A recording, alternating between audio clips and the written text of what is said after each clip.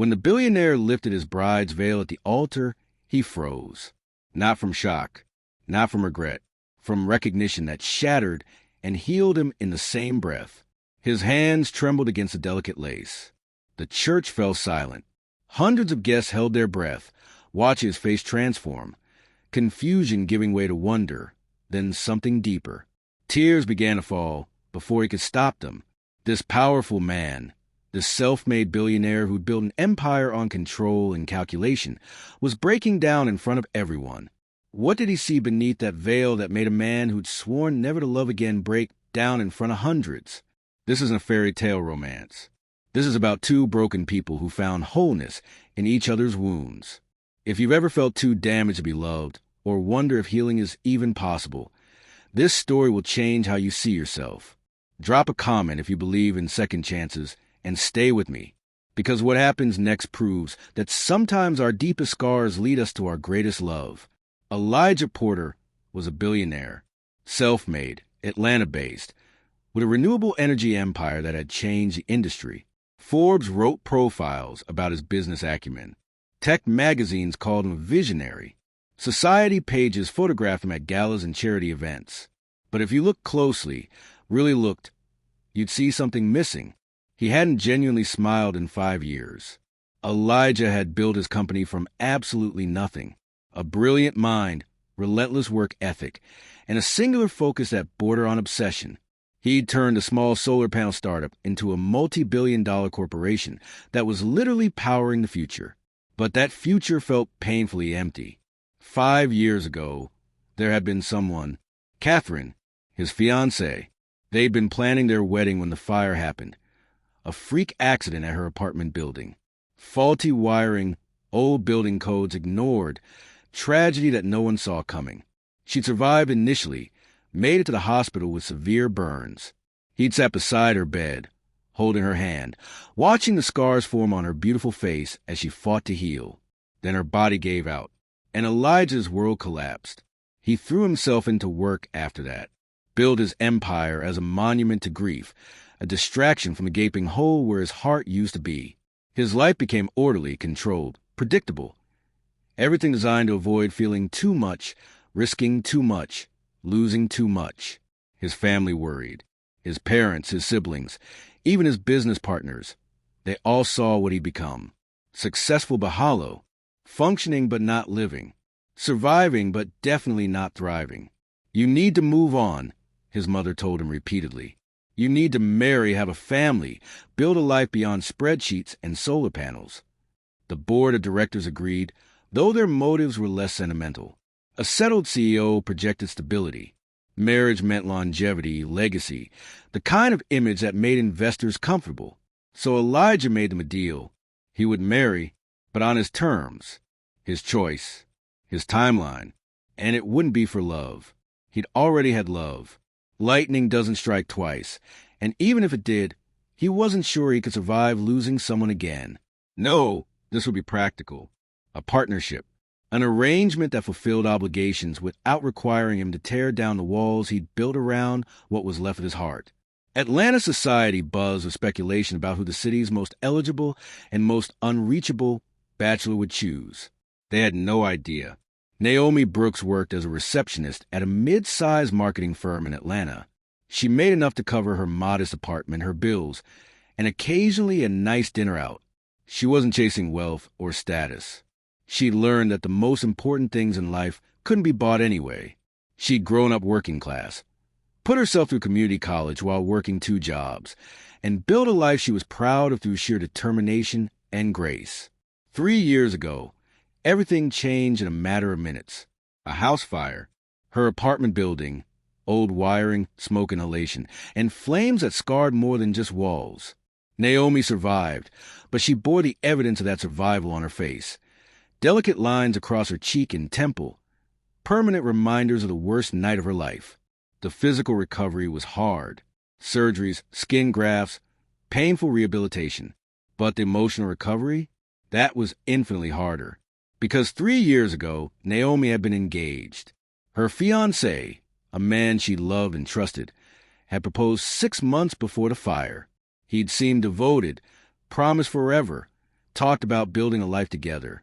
Then the fire happened, and suddenly, the man who'd sworn to love her through anything couldn't handle looking at her changed face. He left her at the altar, literally, small church, waiting guests, Naomi in her wedding dress, and him, nowhere to be found. Just a text message. I'm sorry. I can't do this. The humiliation was crushing. The whispered pity was worse. That poor girl. So unlucky. What a shame. She became the subject of gossip, a cautionary tale, a tragic figure in other people's stories. But here's what they didn't understand about Naomi Brooks. She was made of steel wrapped in kindness. She didn't hide. She didn't retreat into shame. She continued showing up to life with her head high and her heart, somehow, still open. She learned that her worth wasn't tied to someone else's ability to see it. She discovered that beauty wasn't about perfection. It was about the courage to be seen when the world wants you to disappear. Still, society could be cruel. At social events, she'd catch the whispers, see the pitying glances, feel the weight of being reduced to her worst moment and her visible scars. She'd stopped expecting love for herself, but she hadn't stopped believing in it. Somewhere out there, she thought, there were people brave enough to see past surfaces. She just didn't expect to be one of the lucky ones. The night of the charity gala, she almost didn't go. Her friend had insisted. Needed a +1. Promised it would be fun. Naomi knew better. These events were never fun for her. But she went anyway, wearing a modest dress and carrying herself with a quiet dignity that had become her armor. She had no idea her life was about to change completely. The Atlanta Humanitarian Foundation's annual gala was the social event of the season. Crystal chandeliers, designer gowns, champagne flowing, and enough wealth concentrated in one ballroom to solve world hunger, if anyone actually cared to. Elijah Porter attended because he had to. His company was a major sponsor. His presence was expected. So he put on his expensive suit, fixed his expressionless face into something approximating pleasant, and prepared to endure 3 hours of superficial conversation. He was good at the performance by now, shaking hands, making appropriate small talk, posing for photos that would appear in society pages. Everyone saw the successful billionaire. No one saw the empty man underneath. He was planning his exit strategy when he heard them, a cluster of society women, champagne glasses in hand, voices just loud enough to carry, laughing, not the joyful kind, the cutting kind, cruelty disguised as entertainment. Is that her? The girl who got left at the altar? Oh my God, yes. Naomi something. Can you imagine? Poor thing. Well, those scars. Can you really blame him? More laughter. Casual and cruel, as if they were discussing the weather instead of someone's. Trauma. Elijah's jaw tightened. He turned slightly, following their gaze across the ballroom. There, a young woman in a simple navy dress, standing near the refreshment table. Her posture was careful, controlled, but he saw the slight stiffening of her shoulders, the way she lifted her chin just a fraction higher. She'd heard them too, and she didn't run, didn't cry, didn't give them the satisfaction of breaking. She simply moved away with more grace than any of them possessed. Something shifted in Elijah's chest. Anger at their cruelty, yes, but also recognition. That's strength. That's dignity. That's something real in a room full of people performing their best versions of fake. Have you ever watched someone handle cruelty with grace and thought, that person is stronger than anyone here? Tell me in the comments. Because Elijah was about to do something that shocked everyone. He walked across that ballroom with purpose, ignoring the social calculations of who he should be networking with, completely disregarding the invisible rules about who talks to whom in these spaces. He stopped directly in front of her. I'm Elijah Porter, he said, and I'd very much like to know your name. Naomi looked up, startled.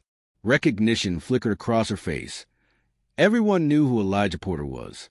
The question was why Atlanta's most unreachable bachelor was suddenly speaking to her.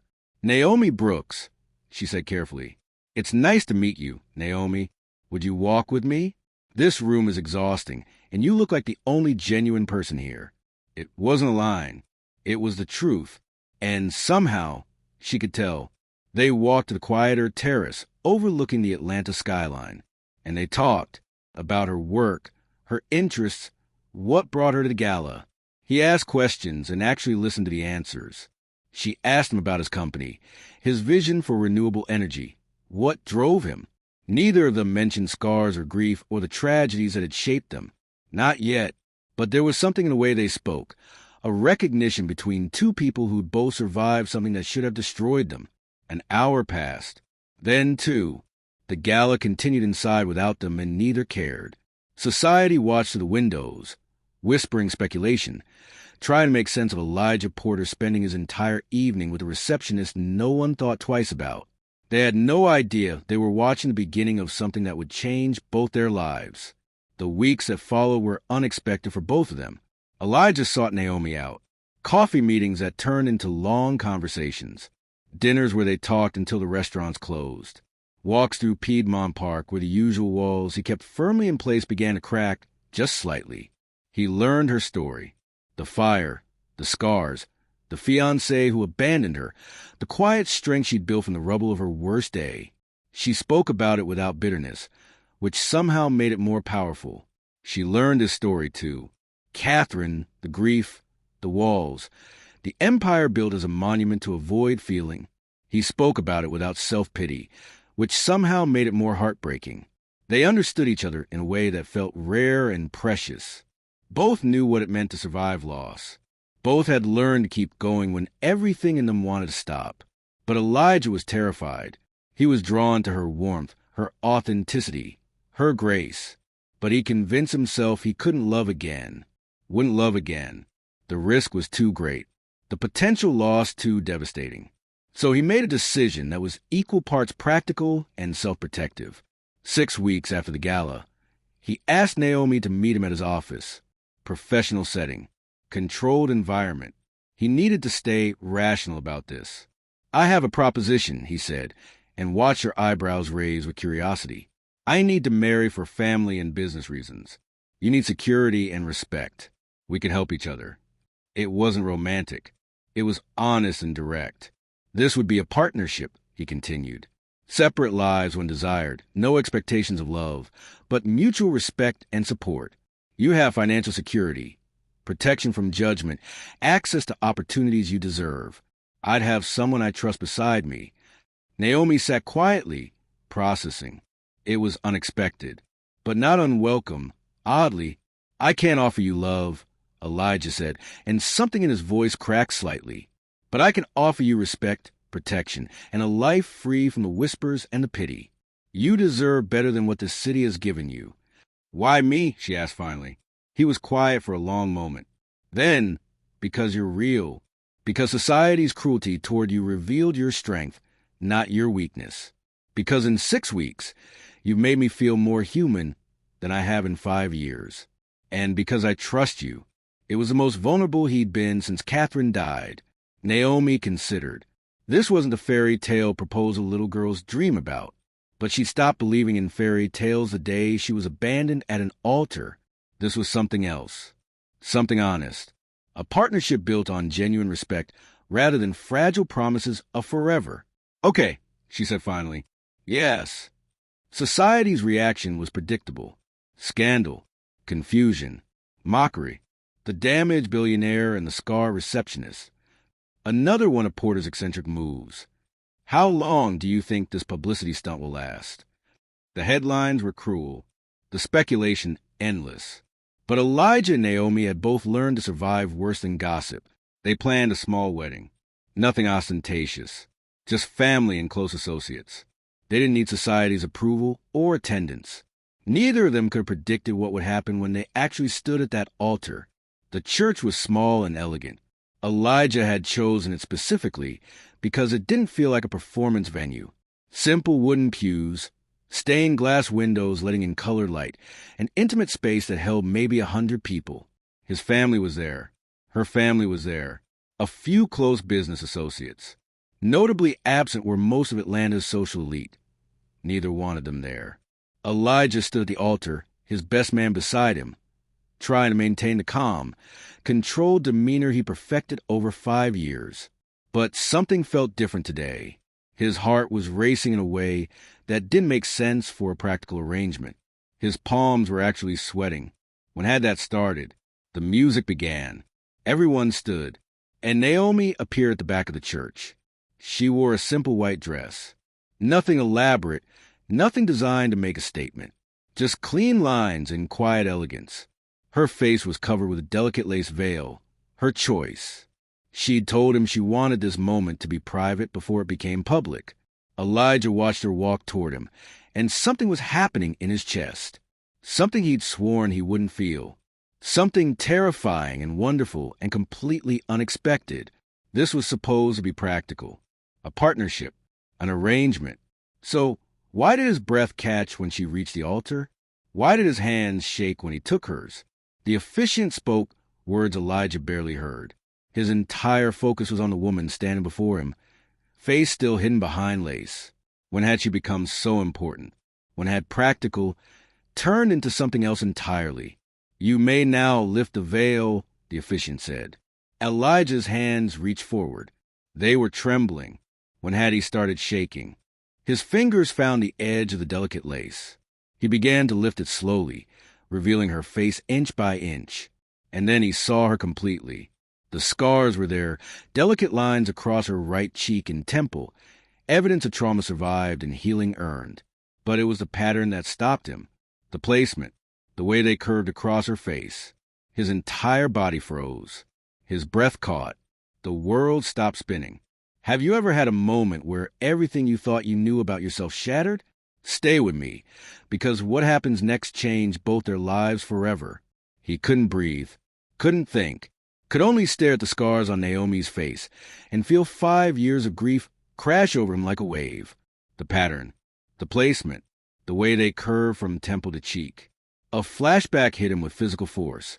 5 years ago. Hospital room. Catherine's face. Burns healing into scars that traced the exact same lines. He'd sat beside her bed for 3 days, holding her hand, memorizing every detail of her face before she slipped away. And now, impossibly, he was looking at that same pattern again. Not literally the same woman. He knew that. Logic told him that. But the spiritual echo was so powerful it felt like the universe was speaking in a language only he could understand. Like Catherine's memory was offering him permission to heal through this familiar pain. It can't be. He whispered, voice breaking. The congregation stirred. Confused murmurs. Concerned glances. Was he backing out? Was his arranged marriage falling apart at the altar too? Naomi saw his tears and felt her heart sink. Not again. Not this again. She'd been brave enough to stand here, to try again, and now she started to pull back, preparing to walk away with whatever dignity she had left. But Elijah's hand caught hers, held tight, wouldn't let go. Tears were streaming down his face now. 5 years of grief that he'd locked away, refused to feel, convinced himself he'd moved past, all of it breaking free at once. Elijah? Naomi said softly, uncertain. Afraid to hope, but unable to look away. He tried to speak, tried to explain. Words tumbled out broken and raw. My fiancée, Catherine, she was a fire. Before she died, she had... He touched Naomi's face gently, reverently. The same scars, the same exact pattern. I sat beside her hospital bed and memorized these lines, and Understanding dawned on Naomi's face. This wasn't rejection. This was recognition. This was grief meeting healing in the most unexpected way. She could have been frightened. Could have felt like a replacement, a substitute, a reminder of someone else. But somehow, she understood that wasn't what this was. This was about two broken people finding each other when they both needed it most. Some wounds heal the same way, she said softly, touching his tear-stained face. By finding someone who still believes we're whole. That sentence shattered his final wall completely. You are whole, he said, voice thick with emotion. You've always been whole. I just need to see you to remember that I am too. He'd thought he was incapable of loving again. Thought his heart had closed permanently 5 years ago. But standing here, looking at Naomi's scarred face that somehow held both his past grief and his future healing, he understood. Love isn't about perfection. It's about seeing someone's wholeness when the world only sees their wounds.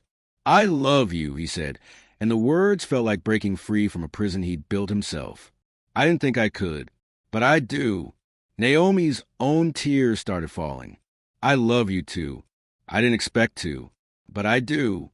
The kiss that followed wasn't the polite, ceremonial kiss of a practical arrangement. It was 5 years of grief releasing into hope. It was two people who'd survived their worst days choosing to risk their hearts on better ones. It was messy and tear-soaked and absolutely perfect. The congregation sat in stunned silence, many crying themselves. They'd come expecting to witness a cold transaction. Instead, they were watching something sacred, two wounded people finding healing in each other.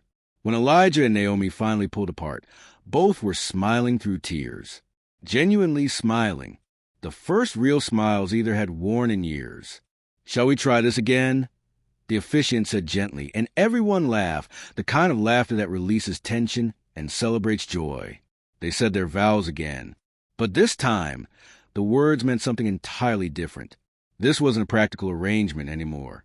This was choosing love when you thought you'd lost the capacity for it. This was recognizing that scars don't make you broken, they make you brave. They walked back down that aisle hand in hand, not as two separate people fulfilling an arrangement, but as partners who'd found unexpected healing in each other's wounds. The reception was supposed to be formal, polite, the kind of event appropriate for a business arrangement. Instead, it became a celebration of genuine joy. Elijah smiled, really smiled. For the first time in 5 years, happiness reached his eyes. People who'd known him for years did double takes. Is that really Porter? Actually happy? The story spread quickly, not through malicious gossip this time, but through genuine wonder. Photos of the tear-streaked groom went viral. "The billionaire who learned to love again," read one headline. "When perfect plans lead to perfect love," said another. But it was Naomi's story that really resonated. When she chose to share it publicly, the fire, the scars, the abandonment, the second chance, millions of people saw themselves in her journey. Letters poured in from burn survivors, from people with visible differences, from anyone who'd ever felt too damaged, too broken, too scarred to be loved. Her story gave them hope. "If someone can see her beauty," one letter said, "maybe someone can see mine too." Elijah didn't just change personally. He channeled his experience into purpose. His company started a foundation specifically for burn survivors, funding treatment, counseling, reconstructive surgery for those who couldn't afford it. But more than that, funding programs that help survivors see their own worth beyond their scars. Naomi became an advocate. She spoke at conferences, shared her story, became living proof that your worst day doesn't define your worth. She showed people that scars tell stories of survival, not shame. Their marriage, the one that started as a practical arrangement, became a genuine partnership built on understanding, respect, and love that grew from shared wounds into shared healing. The whispers that had once been cruel changed tone. They found each other when they both needed it most. It's like watching two broken things become whole together. That's what real love looks like, not perfect, but honest. 1 year after their wedding, Naomi stood beside Elijah at a foundation gala. She wore a dress that didn't hide her scars. He held her hand like she was the most precious thing in his world, because she was. And he'd almost missed her because he'd been too afraid to feel again. Elijah and Naomi's story reminds us that sometimes our deepest wounds lead us to our greatest healing. If this moved you, hit that like button. Share this with someone who needs to know they're not too broken to be loved. Subscribe to Earthly Tales for stories that prove love sees beyond scars. So let me ask you something. What scars are you hiding? What wounds make you feel unworthy of love? Maybe they're visible, like Naomi's. Maybe they're invisible, like Elijah's grief. But either way, I need you to hear this. Your scars, visible or invisible, are proof you survived something that could have destroyed you. They're evidence of your strength, not your weakness. Elijah thought he was choosing a practical arrangement. He found the courage to love again. Naomi thought she was accepting a compromise. She found someone who saw her wholeness. Both of them learned that healing doesn't mean erasing scars. It means finding someone who sees them and loves you not despite them, but including them. Someone who understands that your wounds are part of your story, not the end of it. The truth is, we're all scarred in some way. Life leaves marks on all of us. The question isn't whether we have scars. It's whether we have the courage to be seen anyway, to show up anyway, to love anyway. Tell me your story of healing or second chances in the comments. Have you found someone who saw your wholeness when you felt broken? Have you been that person for someone else? Share your story, because someone reading this needs to know they're not alone. Subscribe for more stories that remind us love isn't about perfection. It's about recognition, courage, and choosing to be vulnerable again even when we're terrified. Until next time, remember, you are whole, you are worthy, and your story isn't over. Sometimes the most beautiful chapters are written after the pages we thought would break us. Be brave enough to let yourself be seen. That's where healing begins.